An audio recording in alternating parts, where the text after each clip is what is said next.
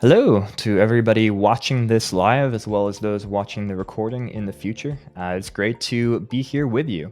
My name is John. I'm the CEO here of Stub Group and joined by today by two of our team members, Lucian, who's our Director of Google Compliance here at Stub Group, and Becky, who is our Director of Sales and Business Development. So Becky, Lucian, how's it going today?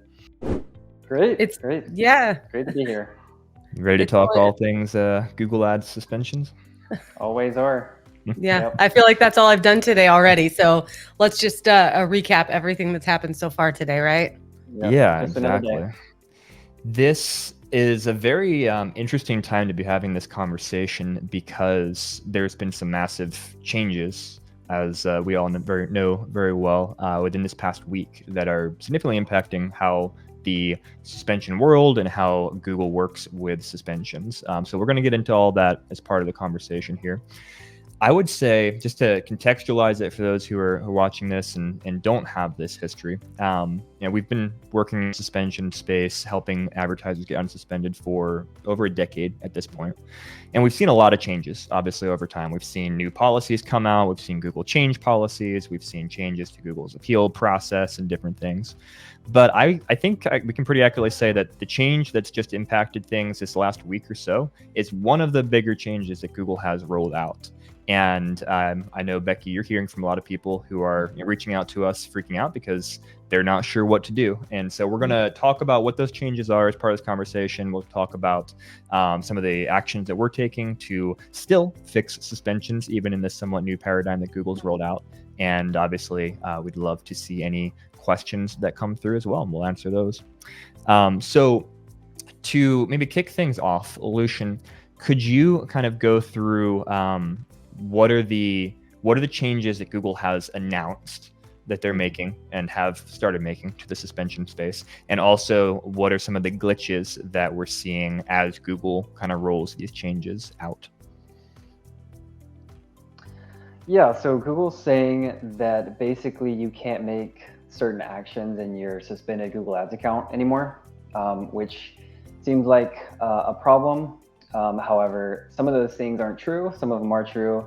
And for the ones that are true, we've found ways to still get accounts unsuspended. But for example, Google says that you can't, you can go through verification. We've seen some glitches where actually you can't go through advertiser verification. So we know, a lot of people are concerned because they can't appeal their suspended account or go through verification. However, we found some ways around that. There's certain things in the Google Ads account that you can't do, like remove campaigns, add users, and change billing and stuff like that.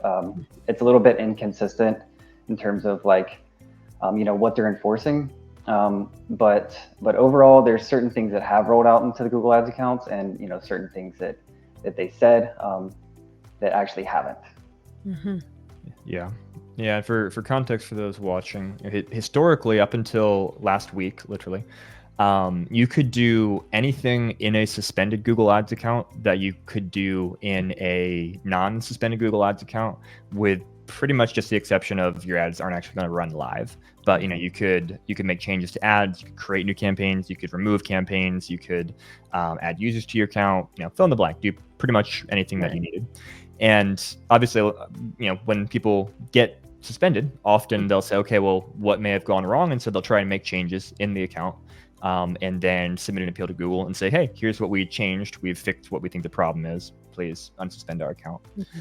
And so like you mentioned, Lucian, the big change that Google has made is that now most of those actions that you could take historically are read only. So in other words, you can't remove campaigns. Mm-hmm. You can't create campaigns. You can't change your ad URLs. You can't remove words from your ads. You can't even, it appears, Google hasn't explicitly said this, but from what we're seeing, it looks like you can't even add users to a suspended account to give someone else access to actually see it.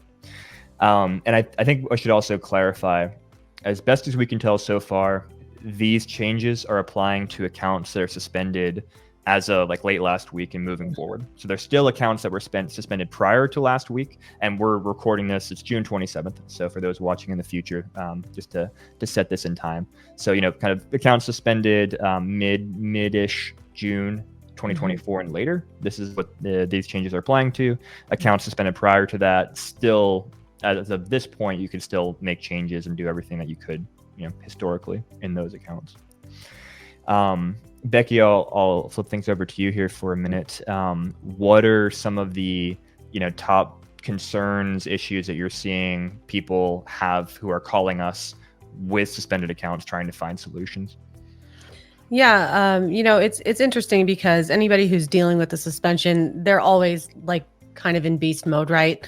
They were running ads, or they're ready to run ads. Everything was in line, and boom, you've got a suspended account and you don't know what to do.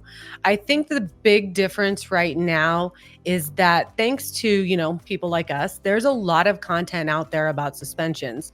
We have an entire YouTube channel that says, here's what you can do, here's what you can try, here's how you might be able to fix it on your own. And they go there, maybe they watch it and they get into their Google Ads account and they're ready to do those things. And it's obsolete now. The number one thing that people are bringing up is that they go to appeal and they see the pink bar across, right? The red bar of death, as we all call it here. And it says your account's suspended, fix it, or contact us. They click that button. They land on another page that says, in order to appeal your suspension, you must complete advertiser verification. And then they click that button. And when they do, they're getting a white box that pops up and says, sorry, your account's suspended. You can't perform this action while it's suspended. And that's not something that we had planned on happening with these. We kind of knew that this freeze of suspended accounts was coming. Google sent a email out to everyone a couple of months ago, kind of warning of this, but not being able to complete the advertiser verification, business operations verification, or appeal action wasn't listed in there. So even people that thought that they knew that this could happen are really freaking out because they think it must be only in their account, right? It must be a glitch. But the answer is it's not. It's happening in a lot of accounts. And it is scary because you really feel like there's nothing you can do to appeal the suspension or move forward. So people are reaching out to us a lot faster than they normally would because they can't really tackle anything on their own without some sort of help. So I think the need feels a lot more urgent to them.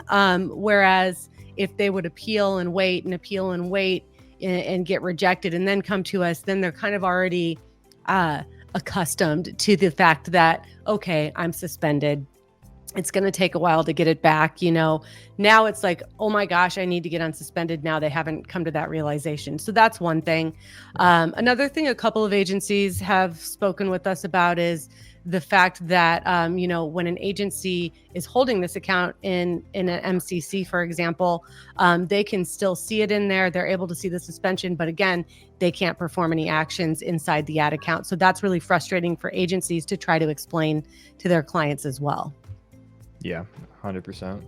I think, like you mentioned, the glitch of not being able to submit advertiser verification or submit an appeal, like you said, it's not a glitch that's only specific to one account. So if you're seeing this, it's not just you. There's other people seeing the same thing. I do think it's a glitch as far as overall how Google's system is working, because Google has explicitly told us you can still submit an appeals and you can still submit advertiser verification in suspended accounts. So that's not matching. Google's official policy is not matching up with what's actually happening, which if you work in the world of Google, that happens all the time. So that's not super surprising. That's why you have to bring experts in to fix suspensions, is because there are so many of those inconsistencies and frustrations with Google. But my speculation currently is that Google will change that, and that we will see the ability consistently to submit appeals and to submit advertiser verification through accounts, directly through the accounts. Like Lucian mentioned, we have some paths we can still follow, some workarounds that we've figured out to be able to still help clients who are in this situation. So if you're in that situation, definitely reach out. We'd love to help you with that. But it adds some spice to the process for sure. Yeah. We've got a live question here coming from LinkedIn. So let me just read this question off. Google is requiring verification now, and as of when? I didn't receive an email about this. So great question.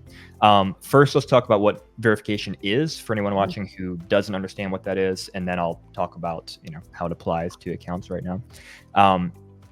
Advertiser, so there's two different types of verification that Google can require you to go through for a Google Ads account. One is called advertiser verification or advertiser identity verification, and that is where you submit information verifying your identity. Surprise, surprise. So we're talking about usually documents for your business, like articles from corporation, that type of thing, and photo ID showing you are who you say you are, and that your addresses match up, payment methods match up, that kind of thing. And so that's that's the easiest verification you can go through, generally speaking. Then for some accounts, Google's also requiring something they call business operations verification, which is a much more involved set of questions that they ask you about how your business operates. Are you directly providing services? Are you reselling for a third party? How do you communicate with your customers? On and on and on. And so it can be a pretty complicated form to go through. So the way that this applies to suspended Google Ads accounts is many times, not every single time, and Lucian, correct me if I'm wrong there, but many times Google is requiring or at least suggesting that you go through verification as part of the appeals process. The idea is that you're proving to Google your legitimacy and that helps get you unsuspended. And in some cases, Google is literally requiring you have to go through verification. Lucian, where are we at right now? Is it always a requirement, or is that still in kind of a case-by-case basis? I'm going to say it's supposed to always be, but there's still sometimes when we can submit without going through it first. But for the majority of people, it's you're going to have to go through it first. Got it. Yep. And that's one of the frustrations, going back to the glitches again that people are mentioning, is they're seeing Google say you have to go through verification before you can appeal, but then Google's also saying you can't go through verification. And so that's where it gets interesting, and that's where we've been able to find some ways around that. Got another question here from Bill. Can you help get multiple GMB locations under one verified GMB? For those who don't know the acronym, GMB stands for Google My Business, which of course Google has already renamed to Google Business Profiles. But yeah, I still call it GMB most of the time because it was that for years. And it's a great question. Lucian, do you have any thoughts to throw towards that? Yes, I do actually. I think it depends on if both of the profiles have the same information. If they do have the same information, they're both verified, you could merge them. Something Google can do. If they're not the same, then Google might not be able to merge them into one. So it just depends. What's an example of why someone might have multiple GMB locations they want to merge? Maybe they just accidentally created like 2 or 3 or 4 or 5, and they just want to merge them into one. So I would say that's probably the most common example. Maybe a business name changed and it's no longer relevant. So those are probably 2 of the most common things we see. Yeah, and I think it's also important to note that if your Google My Business profile is suspended and you're trying to merge it because of that, you're not going to be able to do that without getting the suspended profile reinstated. Yep, absolutely. Question from Stephanie. How does it make any sense from Google's point of view to make their process so opaque that we need to hire a third-party company as a Sherpa guide to navigate their systems? I really don't understand why they're making things so convoluted. Stephanie, I agree with you. I don't understand, and I cannot answer the question of why Google does things the way they do, but I can provide some thoughts from what I've seen, again, over the years of working with this. Ultimately, what Google's trying to do is they are trying to keep bad actors from using Google's platform. They're trying to keep scammers away, people who've got malware in their websites, people who are promoting horrible things that Google doesn't want to be associated with, etc. And so Google has all these processes and systems in place to try and protect their ecosystem. And I'm grateful that they do, because if they didn't, it would be the absolute wild, wild west. And we probably wouldn't want to click on an ad ever on Google because you never know what might happen. Unfortunately, Google also in the process of catching as many bad actors as they can, they also suspend tons of legitimate advertisers. And that's just, related to the volume of which they work. Last year alone, Google suspended, I believe it was over 12 million advertiser accounts. Most of those, I assume, were bad actors who should have been suspended. But I also know there were a ton of legit advertisers because many of them reach out to us for help. Right.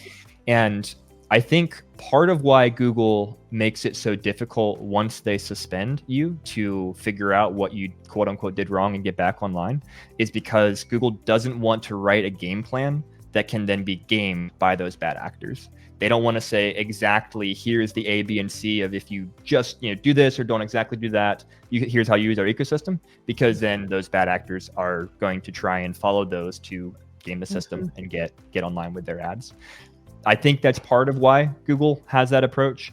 I think there's other reasons as well. I think Google wants to protect itself from liability. So the more specific Google is in telling you, here's why you were suspended. If they got it wrong, if their algorithm, said, oh, you did this and you didn't do this, they don't want to open themselves up to lawsuits from people saying, hey, you hurt my business, cost of opportunity, etc. So I think there's also just a legal liability aspect that is involved. And then I think also the reality is that Google is such a large organization. There are so many moving parts that the right hand often doesn't know what the left hand is doing.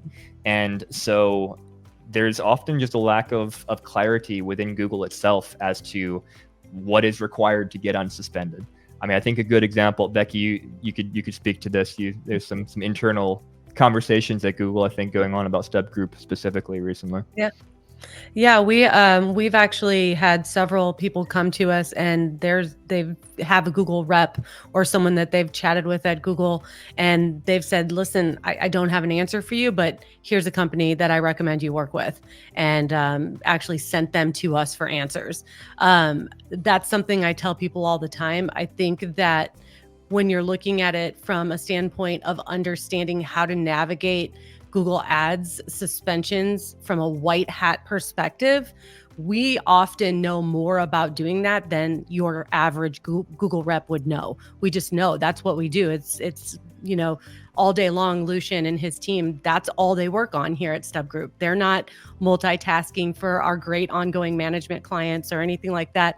They're head down in the weeds, getting people verified, getting people unsuspended, and getting ads approved all day long. So they know so much about it that even a Google rep knows to say, hey, I can't help you, but give them a call and they can. Yeah, I sometimes compare Google to the IRS or the court system in that, hey, once you get into a problematic place, there's a reason you go hire a tax expert or you go hire a lawyer because it's just so convoluted, complex. There's so much, case law and different ways that different people approach things and different, processes internally that it's just very, it's hard for us to navigate. And like Becky just said, we do this all the time. We've been doing this for a decade. We have people who literally only do this work. And it's still, challenging and requires nuance and figuring things out and trial and error. And so it's just really difficult for people who are just trying to run a business and don't want to spend their life, figuring out a silly Google Ads suspension. They just want to run their business and make money. And I think that happens a lot as well.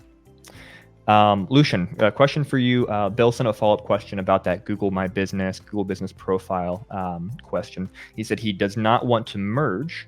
He just wants to show up as having 4 locations, which he does have. What would you say to that?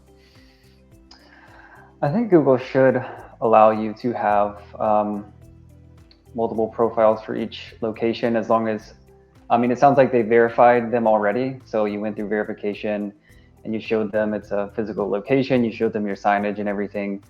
So, if they verified it and they're okay with it, and it's actually, a separate location, as long as they're not overlapping or Google, thinks you're gaining an unfair advantage in any way, it should be okay. There's a lot of nuances to that, but overall, I think it should be okay.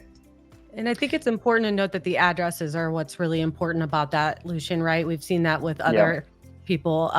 The address that you're using at those different locations, it's really, really important. If you're trying to use a person's home address or something like that, Google can get really confused. That's true. Yeah. So you just got to do it the right way if you're going to do it. and have multiple locations. Just abide by their guidelines. Yeah. And Bill, because it is very nuanced, feel free if you want to reach out to us, hello@stepgroup.com, shoot us an email. We'd love to figure out more of exactly what your situation is and see if we can give you some more nuanced advice that's going to be helpful to you. Let's see, got some more questions coming in. Jeremiah from LinkedIn says, I want to start running some ads for a new client. How do I load their payment information into my Google Ads account with there being any issues? I assume without there being any issues. Or is this something I shouldn't do and have them create their own Google Ads account and go from there? Thank you. Great question, Jeremiah. We have a lot of agencies reaching out to us with issues and this type of questions. So you're asking the right questions. Lucian, you want to go ahead and kind of speak to the pros and cons of payment methods at the agency level and what we see work best there? Sure. Yeah. I mean, there's lots of ways to, set up accounts, especially for your clients. You could get them to create it and then link to that and go from there. You could create it for them. So I guess it just depends. It sounds like you're trying to upload your client's information. Mm-hmm. So it should be fine as long as Google doesn't have a problem like overall with that payment method. Maybe it's associated with another suspended account. Maybe just like the payment method Google thinks is suspicious in general. So as long as it's like a good payment method and it hasn't been used in other suspended accounts, it should be fine. Obviously, there's no guarantees when you upload it. But yeah, overall, I think it should be okay. Yeah, I think the biggest things I would say to be aware of is when you're using the same payment method for multiple accounts, that often triggers Google to think that something is suspicious. It's not actually against Google's policies. Google has no policy saying that you can't use the same payment method for multiple Google Ads accounts. And there's plenty of situations in which people do and don't have a problem. But there's also a lot of situations in which we see Google flag an account, usually for suspicious payments is the policy they mention, sometimes others. So what we'll see happen sometimes is an agency is working with a client and maybe the client had their own Google Ads account with their payment method. Then the agency creates a new Google Ads account for the client and they want the client to pay the ad spend directly to Google. And so they put the client's credit card in there and then that flags Google to think something is suspicious. Or vice versa, you'll have situations where an agency wants to use their payment method for multiple client accounts, and they want it, so they put their own credit card across multiple client accounts. And again, that can flag things. So not 100% of the time, it's not always consistent, and it's not technically against policies, but it's definitely, I'd say, a red flag and something you want to be aware of and to mitigate as much as possible, making sure that you're not, as much as possible, not using the same payment method across multiple accounts. Or if you are, that it's an invoicing payment method, because Google's more acceptant of that across multiple accounts. They kind of understand that if you have a credit line with Google and you've gone through invoicing terms, that's probably going to apply to multiple accounts. And so that's less likely to create those red flags. Yeah. And I also want to note that we have seen issues with people who have one Google Ads account where they're trying to run ads for multiple URLs in that because they're a freelancer or they're an agency. And it has caused some problems with verification. Google can get confused when you have 10 different payment methods for 10 different URLs in one Google Ad account. And I know we've talked to a couple people that really struggled with getting through advertiser verification and or business operations verification because of having all of that in one ad account. So if you have the ability to create their own ad account, I think it probably mitigate your risk as much as possible, because so the difference, Lucian is used to resolving that problem, whereas I'm talking to people about preventing it sometimes, and so is John. So I would typically be like, I just take the most simple path first. But speaking of payment methods, I think another thing that's important to note is Google is changing that with some people too, right?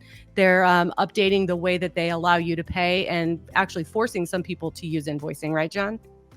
Yeah, this is something important to be aware of because it could essentially cause your account to be suspended if you don't make a change in time. Google's reaching out to a lot of different ad accounts, and they are saying we no longer, for those particular ad accounts, are going to accept payment via credit or debit card.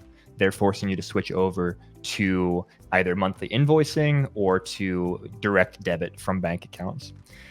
The obvious reason why they're doing this is because they don't want to pay transaction fees on those transactions. They don't have to pay the the credit card company 3% or whatever the case may be. And so they're pushing this change to a lot of ad accounts.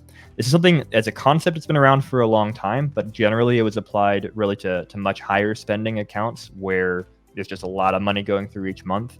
Now we're seeing this applied to accounts that even aren't spending that much in the grand scheme of things.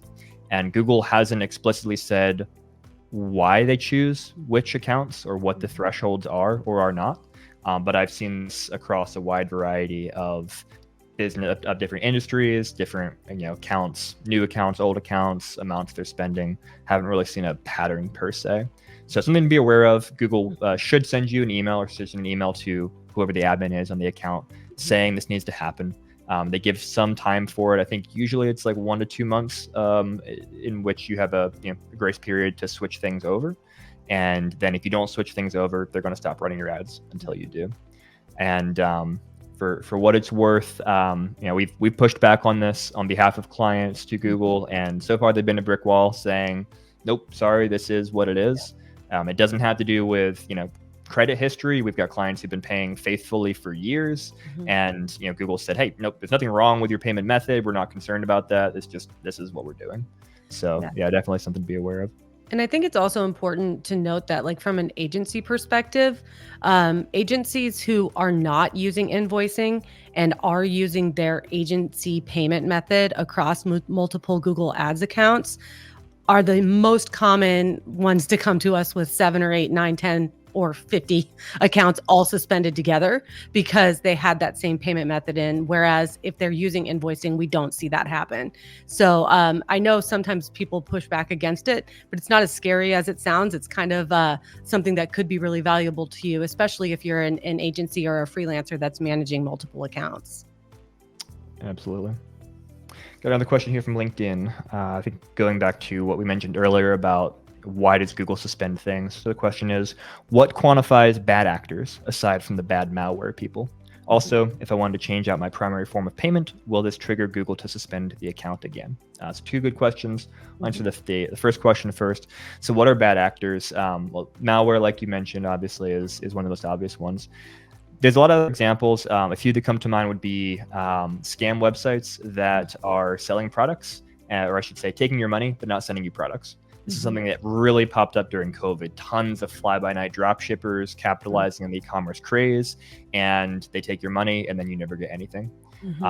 Other examples would be people who are advertising in verticals that Google just is not willing to show ads for. Now, I'm not going to debate whether or not those are bad actors, but Google has just decided, hey, we're not going to run ads for things like, remote tech support as an example, or, some adult related weapons, different things where Google's saying, hey, we're just not interested in being in this space. And so we're going to prevent, anybody from advertising. Those I would say less bad actors and just more of very insensitive verticals that Google's not interested in supporting. And then 2, Google doesn't just look at your ad account and your website. They also look at your reputation online. So if Google's seeing, hey, your business is getting tons and tons of poor reviews, people are saying, hey, the product is not what it's advertised to be, or hey, they're charging me more than they told me to be, or whatever the case may be, Google will often suspend advertiser accounts there as well, because again, they're trying to keep their ecosystem as clean, as useful as possible. And if people consistently are, navigating through Google, clicking on ads, and then having a bad experience, then that taints their perspective of Google as well. And so those are a few examples. I know there's more that I'm just not thinking of at the moment, but those are some of the examples of what Google is trying to protect their users from. Yeah, and I think it's important to note that Google gets confused. There are some very fine lines between what you can and cannot do according to their policies. And when that happens, we often see people get suspended, but we also see their ads just get limited in many cases where, they're not able to even spend. We see it a lot in the government docs space in particular, where, they're approved. Sometimes they've even passed verification and been certified to run these ads on Google, but the algorithms are still limiting what they can spend. Absolutely, and that's a great segue. I'll come back to answer your second question there in a minute from LinkedIn, but that's a perfect segue to talk about limited ad serving, which is a really hot topic right now. Lucian, could you explain what we're seeing with limited ad serving, what that means, and some of the actions we're taking to help clients with that? Sure. So like Becky mentioned, you can see it in like an individual ad where Google limits that ad. But a new thing that Google rolled out recently was they limit, basically, it looks like your whole account. So in the top bar, it'll be like a yellow notification that says your ads are limited due to the limiting ad serving policy. So this basically means that Google's not going to serve your ads as often as you would like. So you might not be able to hit budget, other goals that you have.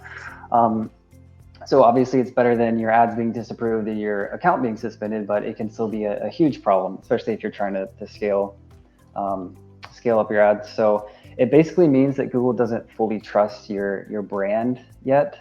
So some steps that you could take are, make sure you're not misleading users in any way, so that your ads and your landing page, it's all consistent information, and you're being transparent with Google. So I would say do that. There's certain things that Google outlines on their policy page, like you can, pin your domain in the ads. So we know ad copy can be definitely a big problem. But overall, just try and be as transparent as possible in your ads and your website, and your keywords. And it can take time for the policy to go away, but do those things and then appeal. Don't get discouraged. Yeah. And I think the other thing that's really important is to know whether or not your ads are actually limited in serving, right? Because a lot of times people will see that there and they're freaking out because they see that notification, but their ads are still spending just fine. So I think before you freak out, make sure that your ads actually are limited. And if they are, then there are ways and workarounds to get that fixed. But in some cases, it'll say limited ads serving and the ads are still serving just fine. Yeah, 100%. And we've seen that be the case where that flag comes out, and then we just monitor impressions and click volume closely, and the graph is steady. There's no change, and sometimes it may still be worthwhile appealing it just for peace of mind. Other times it may actually be safer to not appeal it, because if it's not impacting things, you don't need to create problems for yourself and be like, oh, actually, yeah, we meant to limit your ads. Let's go ahead and do that now that you put us on the radar. So there's always lots of nuances to how you want to handle those things. But like Becky said, first step is see, are you actually being limited? Are you seeing fewer impressions than you did prior to when that red bar of, I guess not quite death, but of sickness pops up in your account. On the fixing side of things too, I'd say there's a lot of things that we're seeing in terms of even what keywords are on your website. Like Lucian mentioned, ad copy is very important, how your ads are structured. We've seen things, Google likes this or doesn't like this. And so we've been able to help a lot of advertisers kind of navigate those waters and prove to Google that their ads should not be limited. And a lot of it's algorithmic as well. Again, Google is so much with automation. They're looking for maybe a specific phrase or a specific structure of ad.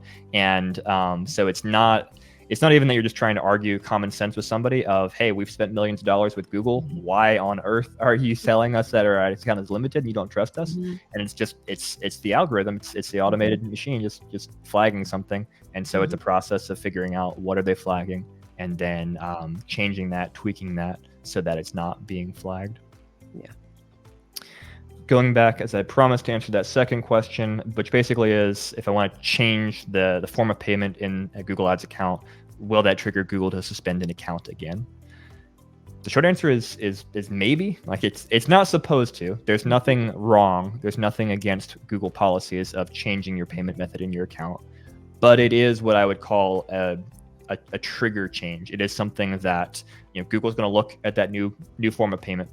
And if they have any concerns with it, if you've entered something incorrectly and the information doesn't match up properly, or they're confused about, hey, how come this business name is on the payment profile, but this business name is on the credit card, stuff like that, it could trigger an issue. So I wouldn't tell someone don't change your payment method, but I would say make sure you really need to before you do. If it's just a matter of preference of, oh, I like this number versus that number, you're going to be safer to not change things, not, create more risk. If it's, hey, this credit card doesn't work anymore, I've got to change it to a new credit card. Well, then yeah, obviously move forward. And the best way you can mitigate risk of creating any potential suspensions is just be really careful about how you enter the information. Make sure it all matches up. Make sure there's nothing that could look suspicious to Google. Again, make sure it's not a payment method you're using in other Google Ads accounts, especially any other suspended ad accounts, because those are all things that could cause Google to have further concerns. Awesome. Well, some fantastic questions today. So we covered some good ground, talked about limited ad serving, talked about the new changes. Becky, Lucian, any other things you want to throw out, things that we should make sure people know about before we wrap things up here? Nothing on my end. Becky, can you think of anything super important that maybe people are talking to you about on the phone? The only thing, and this has not been brought up yet, I think because everything's too soon, but the only thing that I think that everyone who is dealing with a suspension or trying to navigate it on their own needs to keep in mind is one other thing that was mentioned in the policy when Google updated it. And that is that with these new accounts that are getting suspended, there's a little bit of a blank space, a vague description that we may not always be able to appeal these suspensions. There may be a point in time where you can't anymore. There may be a point in time where Google's going to limit that because there is a little section that kind of mentions that, but we don't know what that means. So I think it's really important to make sure that if this is a valuable account to you, if it's important, that you reach out to somebody that can help you with it, because otherwise you may actually get to a point where you can't appeal again. Right now, we've pretty consistently always told people, no, we can appeal as many times as we want to. We've never gotten to a point with any account where we couldn't appeal. And so that's something that I think is in the unknown as we kind of navigate the next few months in this new world of suspensions where accounts are frozen and things are changing. So, we're happy to talk with people about this. We want to help you. I know sometimes it can feel like